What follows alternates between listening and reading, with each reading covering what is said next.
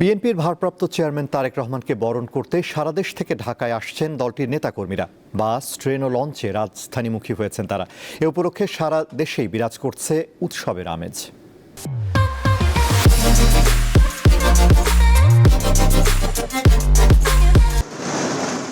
চট্টগ্রাম থেকে মঙ্গলবার রাতে ছাড়ে একটি বিশেষ ট্রেন। এছাড়া নিয়মিত ট্রেনে বাড়তি বগি সংযোজন করা হয়। বুধবার বিশেষ ট্রেনের সাথে ট্যুরিস্ট ট্রেন সোনার বাংলা পর্যটন এক্সপ্রেসেও ঢাকামুখী হন বিএনপি নেতাকর্মীরা।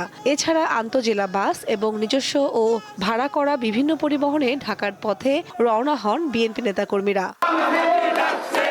খুলনা থেকে বুধবার বিশেষ ও নিয়মিত ট্রেন ও বাস সহ বিভিন্ন ধরনের যানবাহনে বিএনপি নেতাকর্মীরা ঢাকায় প্রবেশ করছেন। বরিশাল থেকে বুধবার বিকেলেই ছাড়তে শুরু করে অসংখ্য লঞ্চ।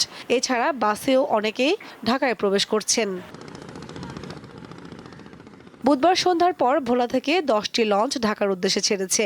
প্রতিটিতে বিএনপি নেতাকর্মীদের উপচে পড়া ভিড় দেখা গেছে।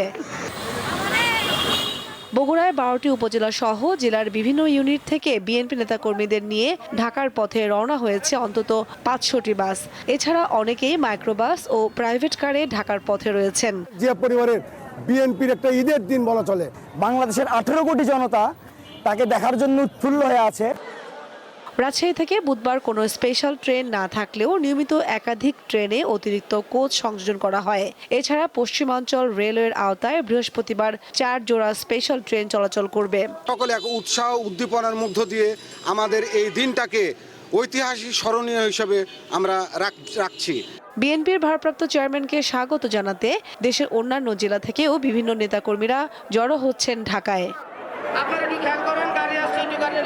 কামরুন নাহার, দীপ্ত, বার্তা কক্ষ।